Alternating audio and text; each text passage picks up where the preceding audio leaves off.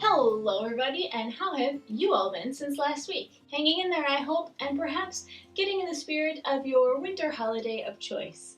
It's been a very interesting week over on my end, mostly spent researching and preparing some fun historical Christmas traditions for you. That was a very large rabbit hole that I dove down. So much fun, and I really learned a lot. But I don't have time right now for a deep dive into all of the elements that I learned about, so instead I will be doing a best of, a highlight reel, if you will, of Victorian Christmas traditions. Now I say Victorian, but some of my primary sources are in fact American, so please excuse the slightly inaccurate blanket term. The first up is this table topper described in the December 1895 edition of the Delineator. An attractive idea is expressed in the centerpiece displayed at figure 6. A cone is made of cardboard, and upon it are holly leaves and berries so skillfully adjusted that they appear to be growing. So just looking at this picture here, I've got my cardboard, and to cut out a cone shape, I'm actually going to be using the pattern from my witch's hat. Scissors, needing scissors. So I have my cone cut out, and I imagine that in 1895 this probably would have been sewn shut or perhaps even glued, as Scotch tape wasn't invented for another 30 years. But it's 2020 and I'm on a deadline, so tape it is.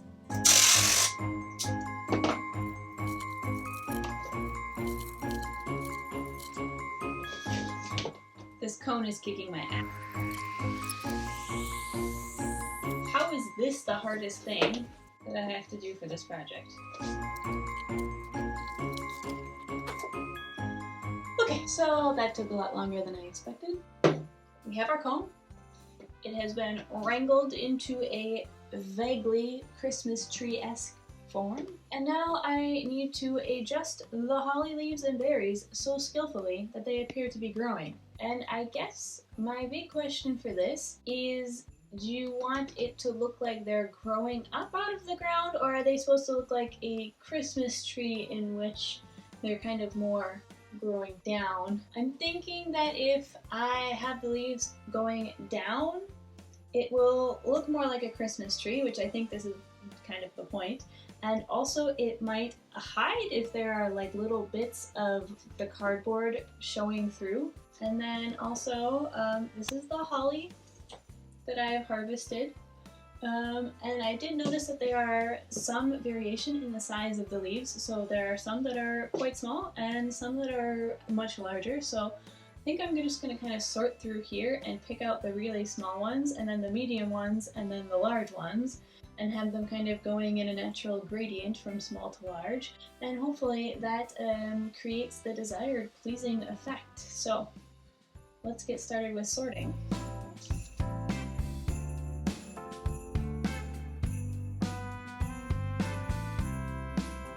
Alright, so I've got my leaves all sorted out into 3 piles of roughly small, medium, and large leaves. Let's start assembling this. I think I'm going to start at the bottom and work my way up, and I'm not entirely sure how exactly I'm going to be attaching these. I'm thinking that I might just be able to poke really small holes in here and then like carefully jam the stems up in there.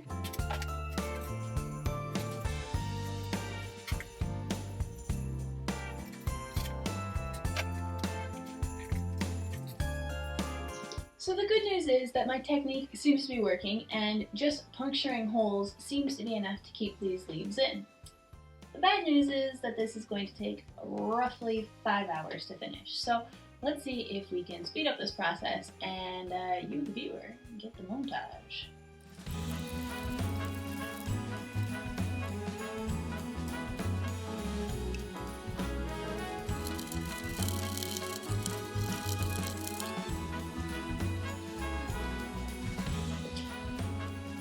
Okay, there is hope on the horizon here. I was getting a little bit depressed looking at this. It's quite sparse. So I decided to go ahead and just try one little section and see what that kind of looks like once it filled out, if that was going to look better. And fortunately, this is looking much better here. So now I have some hope that this is actually going to turn into something after all. So I'm just going to continue with that method that I found, which is punch a whole ton of holes and then jam the leaves in there. It's a bit easier than trying to like go one by one.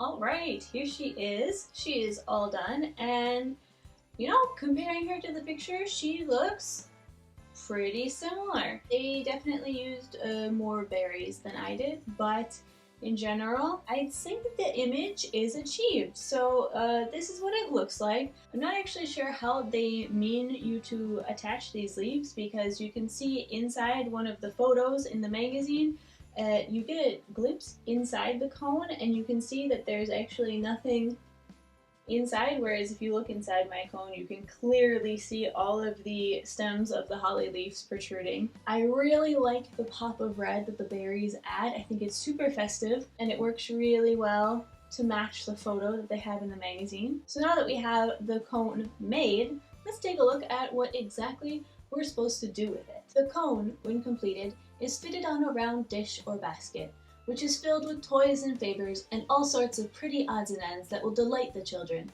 The charming centerpiece may ornament the table at an adult's dinner. When the table is cleared for dessert... Okay, so this is actually my favorite part of this entire Christmas decoration. When the table is cleared for dessert, the cone may be raised, seemingly by invisible hands, by a simple mechanical arrangement. A wire is suspended from the host's chair to the chandelier, and from thence attached to the point of the cone. By moving the wire, the cone may be lifted and the favors disclosed to the astonished guests. I love the idea that this centerpiece sits there all night with a wire clearly running from it to the chandelier, and that nobody notices and is absolutely gobsmacked when the cone lifts by itself to reveal the treats underneath. I genuinely don't know how to interpret this. Is the magazine suggesting or implying a level of naivete that didn't actually exist back then? Or are we so overly stimulated and our brains spoiled by televisions and special effects departments that we nowadays find this idea mundane and absurd, but that it truly would have delighted dinner guests 125 years ago? I guess we'll never know. So that is Victorian tradition number 1. For the second Victorian tradition, let's skip ahead to 1901. Once again, from the Delineator. There is one style of ornamental gift which must hang on the tree until New Year's Day, the gilded English walnut.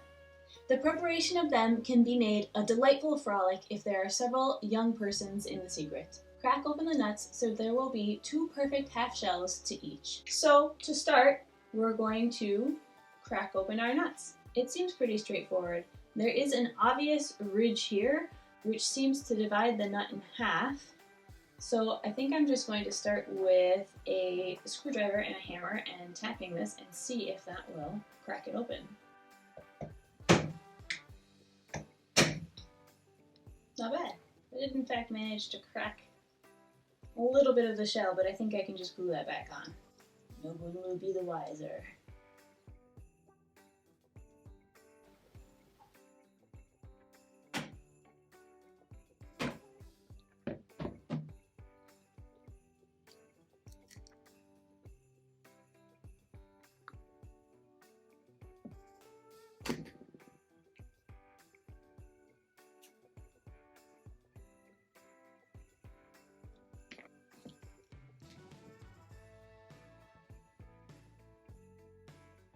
Inside the empty nut, place a motto or device which will tell the fortune or part of it of the recipient of the gift. Ideas will come to you as the work goes on. As a hint to help a little at the start, cut 2 hearts of red paper and fasten them together with a dart made of a pin and a piece of white paper. This denotes that the girl or boy who gets it will be the first to marry. Figure 17, the watercolor brush, means that the happy lad or lassie to whose lot it falls will be an artist. Figure 28 signifies ability to appreciate music. Figure 29 ensures plenty of worldly goods. One suggestion gives rise to another, and you will easily think of more than enough for all of the empty nutshells. After the fortune is placed within the nut, Glue the halves firmly together. When dry, work a tack in the end where the stem is, twisting it slowly that the shell may not split or break. So I know that the instructions say that I should glue this together and then put this tack in, but I'm a little bit afraid that that might re-split the shell open, so I think I'm just gonna glue the tack right in there, all at once. One foul swoop. Slight deviation from the instructions, but I think they'll forgive me. When the tack seems firmly in place, proceed to gild the entire nut, including the tack. Tie a strong string on this and hang the fortune on the tree. The article doesn't explicitly give instructions regarding when the nut should be opened, but if they're supposed to stay on the tree until New Year's Day, I assume that's when they should be opened.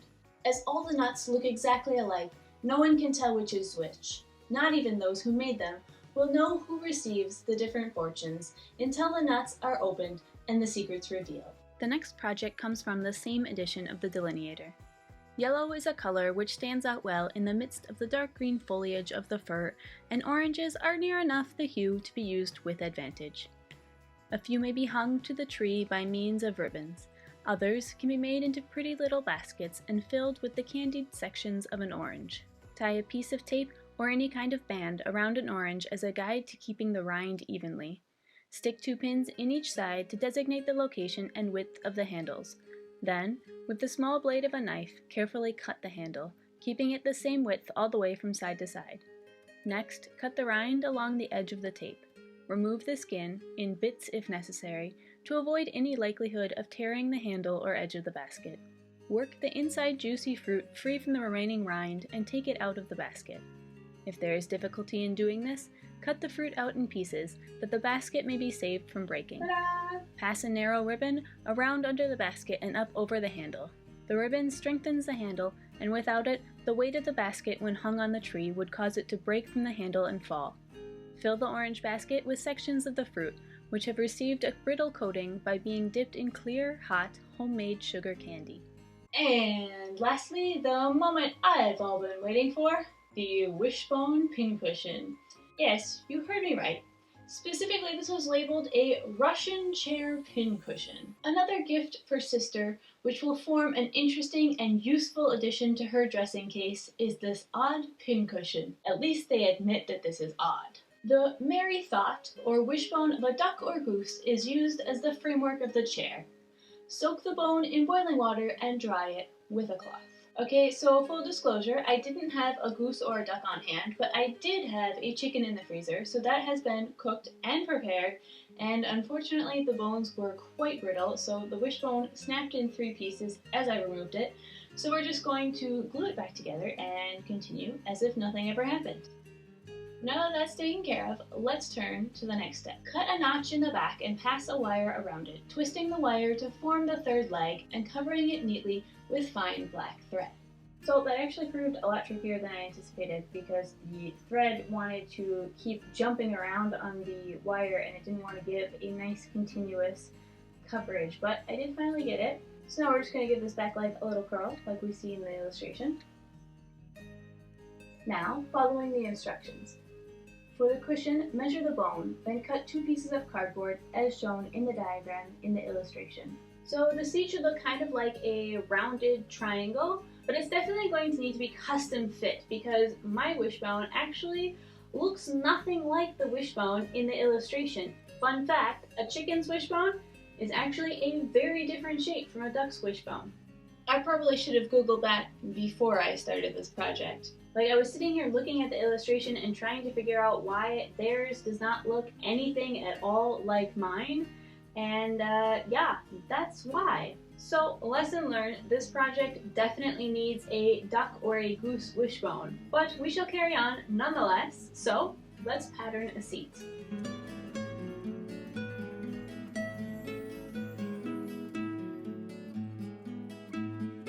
Once that's done, we will need to, quote, overspread the upper cardboard with wadding, cover each piece with colored silk or satin, and glue the inner sides of the pieces together.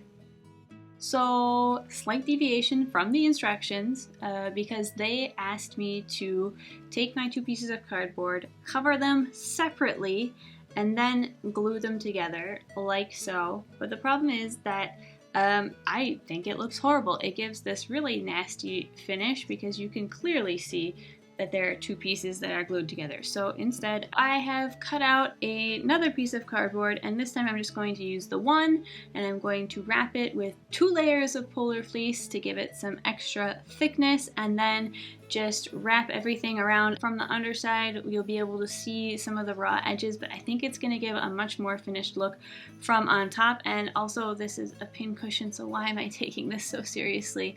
It's made out of duck bone, for heaven's sakes.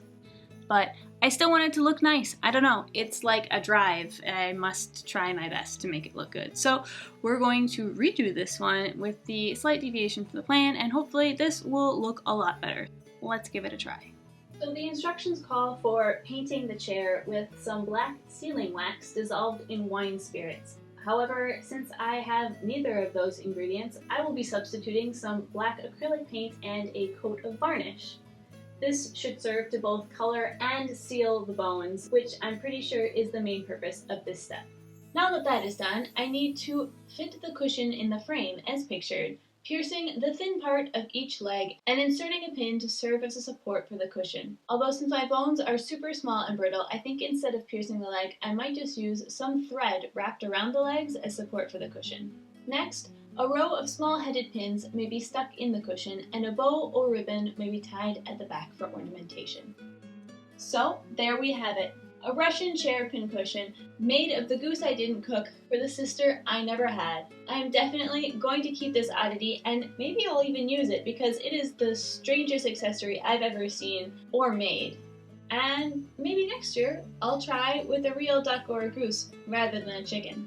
That's it for this whirlwind tour through some of the more interesting and crafty Victorian Christmas traditions that I came across in my research. Hopefully you had some fun, learned a little bit about historical practices, and maybe were even inspired to try adapting some of these traditions into your own winter celebrations. If you like this video, you know the drill. Click subscribe and ring the notification bell. I also love hearing from everyone in the comments. It always brightens my day so much, and I love interacting with everyone. So feel free to go leave some love down in the comment section. That's it for this week's video. Stay safe, stay healthy, and start creating. So I will see you next week. Bye!